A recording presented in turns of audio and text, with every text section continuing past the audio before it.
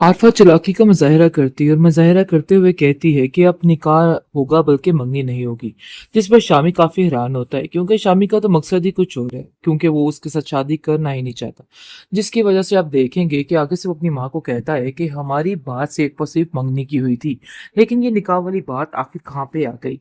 जिस पर आप देखेंगे कि वो उसको कहती है कि इस आइला से हमेशा हमेशा के लिए जान छुड़वाने के लिए ये सब कुछ करना बहुत ज़रूरी है, क्योंकि जब तक तुम्हारा इमला से निकाह नहीं होगा ना, तुम्हारा दिमाग पूरे तरीके से ठीक नहीं होगा। जिस पर इमला भी इस बात पर काफ़ी हैरान है और कहती है कि आखिर ऐसा कैसे हो सकता है?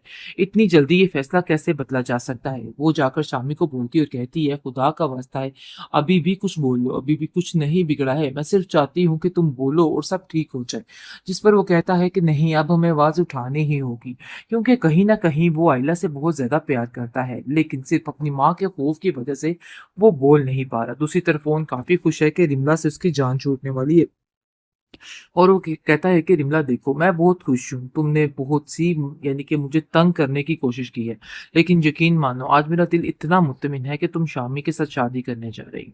लेकिन जी शामी अब बुरे तरीके से नढाल हो चुका है और साफ साफ कहता है कि देखो रिमला, तुम्हें मना करना होगा, क्योंकि मैं तो कह के थक गया हूँ, लेकिन मुझे समझ नहीं आ रही कि क्या होने जा रहा है।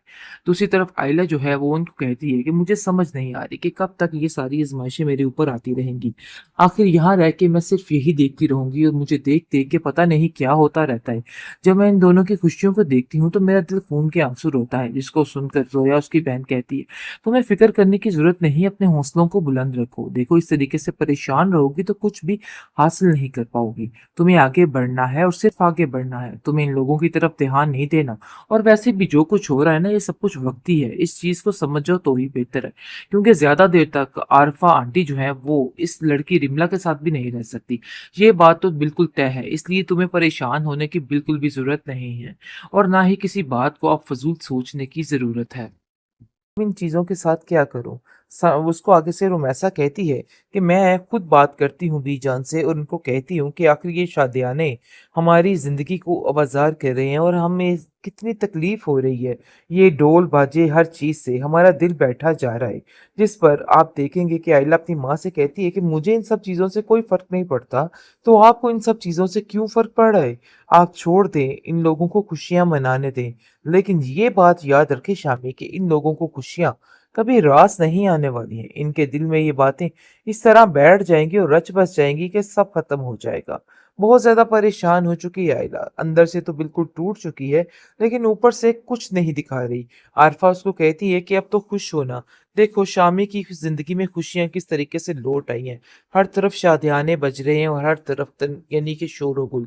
और तुम्हारे साथ जब का उसका रिश्ता जुड़ा था ना, यकीन मानो हमारे दिल में तो ऐसे सिर्फ परेशानियां ही परेशानियां शामिल हो गई थी, लेकिन आज पता चला कि असल खुशी होती क्या है और कैसे खुश रहा जाता है।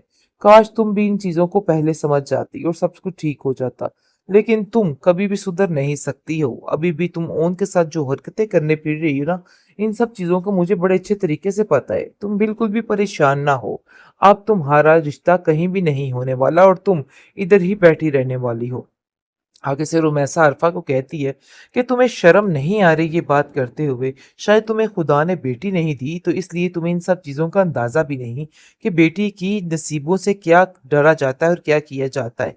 बेहतर यही है कि तुम अपने बेटे के नसीबों से डरो। अब देखना तुम्हारे साथ किस किस्म का मुकाफ़ाती अमल शुरू हो जाता, और सब कुछ देखना कितनी जल्दी ख़त्म हो जाएगा। ये बात अपने ज़हन में बिठा के रख लो। आरफा ने ठेका उठा रखा है कि वो शम्सा की खुशियों को खत्म करके रहेगी। जिस जिस चीज में शम्सा को तकलीफ होती है वो चीज देख के वो काफी ज्यादा खुश हो जाती है।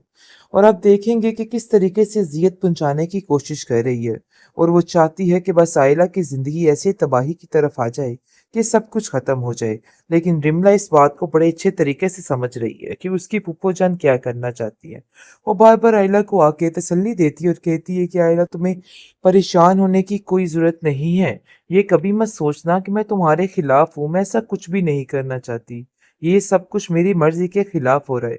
आइला उसको समझाने की कोशिश करती है और कहती है कि मुझे इन बातों से कोई फ़र्क नहीं पड़ता है। तुम चाहे जो मर्ज़ी करो और जोन-सी मर्ज़ी आप लोग खुशियाँ मनाएँ।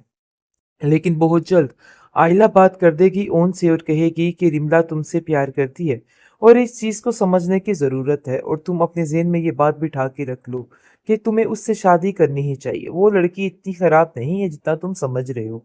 जिसको सुनकर रोहन उसको कहता है कि तुम्हारा दिमाग खराब हो चुका है। आखिर ऐसे ही मैं किसी से शादी कैसे कर सकता हूँ? जिधर मेरा दिल राज़ी नहीं है, मैं उधर शादी नहीं कर सकता। ये बात तो बिल्कुल तय है। आप देखेंगे कि दूसरी तरफ दोबारा से मुलाकात होती है शामी की और आयला की। वो उसको समझाने की कोशिश करता है और कहता है कि खुदा का वास्ता है, मुझे कसूरवार मत ठहराओ।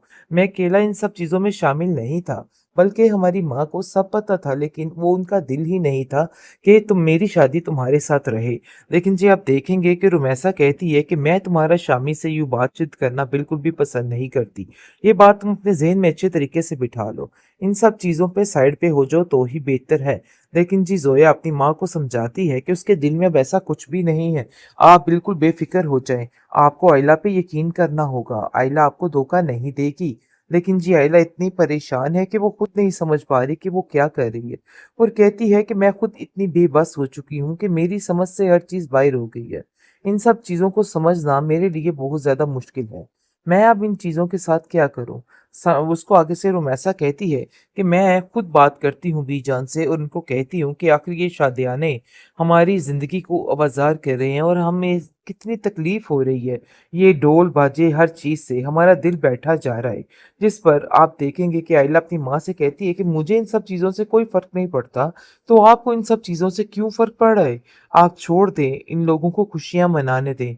लेकिन ये बात याद रखें शामी कि इन लोगों को खुशियाँ कभी रास नहीं आने वाली हैं। इनके दिल में ये बातें इस तरह बैठ जाएँगी और रच बस जाएँगी कि सब खत्म हो जाएगा। बहुत ज़्यादा परेशान हो चुकी है आइला, अंदर से तो बिल्कुल टूट चुकी है, लेकिन ऊपर से कुछ नहीं दिखा रही। आरफ़ा उसको कहती है कि अब तो खुश हो ना, देखो शामी की ज़िंदगी में खुशियाँ किस तरीके से लौट आई हैं। हर तरफ शादियाने बज रहे हैं और हर तरफ तन यानी कि शोर-ओ-गुल। और तुम्हारे साथ जब का उसका रिश्ता जुड़ा था ना, यकीन मानो हमारे दिल में तो ऐसे सिर्फ़ परेशानियाँ ही परेशानियाँ शामिल हो गई थी, लेकिन आज पता चला कि असल खुशी होती क्या है और कैसे खुश रहा जाता है। काश तुम भी इन चीज़ों को पहले समझ जाती और सब कुछ ठीक हो जाता। लेकिन तुम कभी भी सुधर नहीं सकती हो। अभी भी तुम ओन के साथ जो हरकतें करने फिर रही हो ना, इन सब चीज़ों का मुझे बड़े अच्छे तरीके से पता है। तुम बिल्कुल भी परेशान ना हो। अब तुम्हारा रिश्ता कहीं भी नहीं होने वाला और तुम इधर ही बैठी रहने वाली हो। आगे से रुमैसा अरफा को कहती है कि तुम्हें शर्म नहीं आ रही ये बात करते हुए। शायद तुम्हें खुदा ने बेटी नहीं दी तो इसलिए तुम्हें इन सब चीज़ों का अंदाज़ा भी नहीं कि बेटी की नसीबों से क्या डरा जाता है और क्या किया जाता है। बेहतर यही है कि तुम अपने बेटे के नसीबों से डरो। अब देखना तुम्हारे साथ किस किस्म का मुकाफ़ाती अमल शुरू हो जाता और सब कुछ देखना कितनी जल्दी ख़त्म हो जाएगा। ये बात अपने ज़हन में बिठा के रख लो।